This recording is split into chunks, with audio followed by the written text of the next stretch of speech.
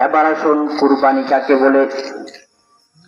ইসলামের পরিভাষায় আল্লাহ পাকের সন্তুষ্টি লাভের উদ্দেশ্যে প্রাণী জবাই করে কে কুরবানি বলে।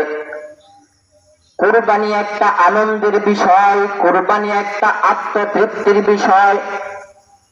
যার মনের মধ্যে প্রেম আছে, আবেগ আছে, তাকে কুরবানির বাস্তবতা বলে বোঝাতে হয় না।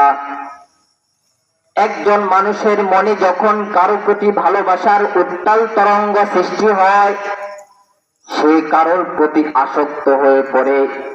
প্রেমাস্পদকে ছাড়া নিজের ভিন্ন অস্তিত্ব কল্পনা করতে পারে না। এমতা অবস্থায় প্রেমাস্পদের পদতলে নিজের মান সম্মান অর্থ সম্পদ সবকিছু নিবেদিত করার মাঝেই প্রেমিক আত্মতৃপ্তি।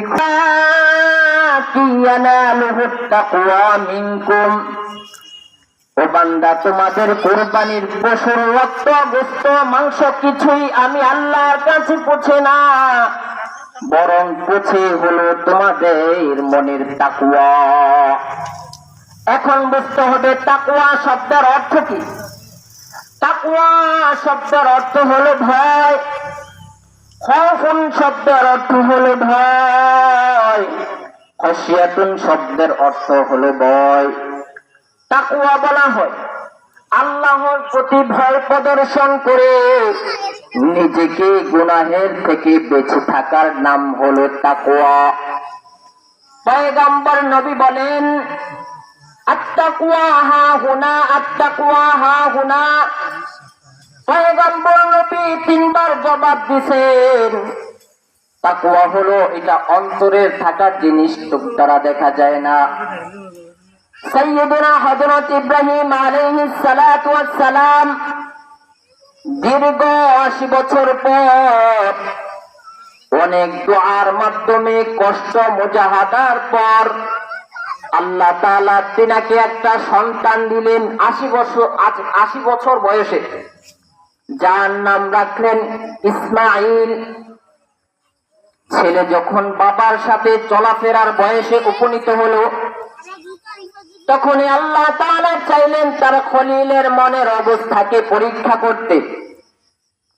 আল্লাহ একদিন নয়, দুদিন নয়, পরপর ৩ দিন রাত্র স্বপ্ন দেখাইলেন, হে ইব্রাহিম, তোমার প্রিয় বস্তুটাকে আমি আল্লাহর রাহে কুরবানি করো।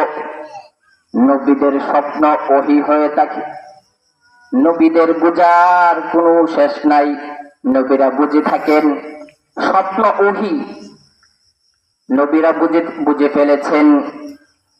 তাই হযরত ইব্রাহিম আলাইহিস সালাতু ওয়াস সালাম হযরত ইসমাঈল আলাইহিস সালাতু ওয়াস সালামকে বললেন, ক্বালা ইয়া বুনাইয়া ইন্নী আরা ফিল মানাম আন্নী আযবাহুকা ফানজুর মাযা তারা।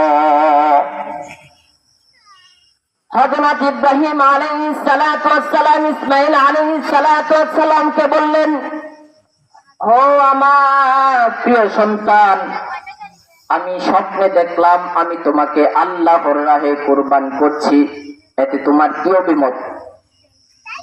যেমন পিতা তেমন পুত্র। হযরত ইসমাঈল আলাইহিস সালাতু ওয়াস সালাম বুঝে ফেললেন এটা মহান আল্লাহর নির্দেশ। সংক্ষেপে বলতেছি, এটা মহান আল্লাহর নির্দেশ। সাথে সাথে জবাব দিলেন, قال يا أبت افعل ما تؤمر ستجدني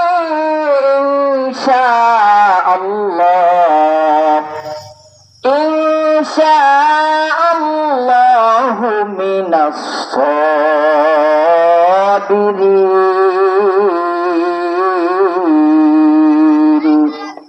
كلامে জিন্দা কুরআনে হাকিম, হিকমতে উলা ইয়াজালস্তু কদিম, জামিউল ইলমি ফিল কুরআনে হাকিম, তাকাসারাত আনহু আফহামুর রিজালি। সন্তান জবাব দিলেন, ও আব্বাজান, আপনাকে যা আল্লাহ তাআলা আদেশ করেছেন তাই বাস্তবায়ন করেন। ইনশাআল্লাহ আমাকে আপনি ধৈর্যশীলদের অন্তর্ভুক্ত পাবেন। কত নমনীয় পিতার প্রস্তাব আর কত পুত্রের দ্বিধাহীন উত্তর।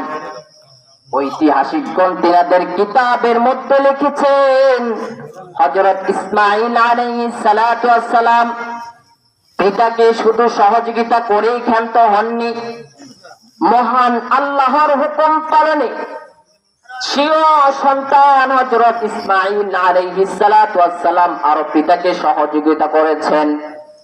শুরুতে বলেছিলাম, লাইয়ানালাল্লাহু লুহুমুহা ওয়ালা দিমাউহা ওয়ালাকিন ইয়ানালুহুত তাকওয়া মিনকুম। বান্দা, তোমার কুরবানির পশুর রক্ত কিছুই পুছে না, পুছে হলো তোমার মনের তাকওয়া। বুখারীর প্রথম হাদিস, ইন্নামাল আমালু বিন্নিয়াত। প্রত্যেকটা আমল নিয়তের উপরে নির্ভরশীল।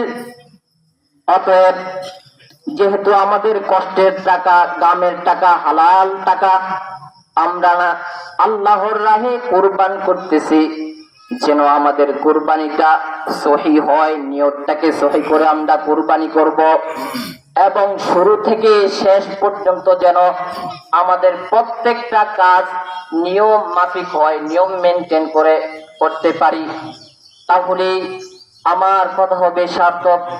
এই বলে আমার সংক্ষিপ্ত আলোচনা শেষ করছি। ওয়াখিদা ওয়ান আলহামদুলিল্লাহি রাব্বিল আলামিন।